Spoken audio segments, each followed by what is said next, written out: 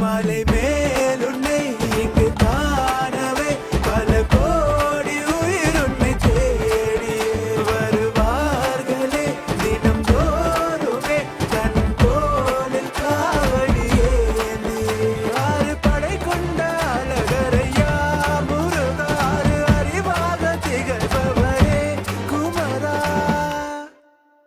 எங்கள் கரம் கூப்பி உன்னை நாடி வருவோம் ஐயா வெற்றி புகழ் பாடி உன்னை போற்றி வருவோம் ஐயா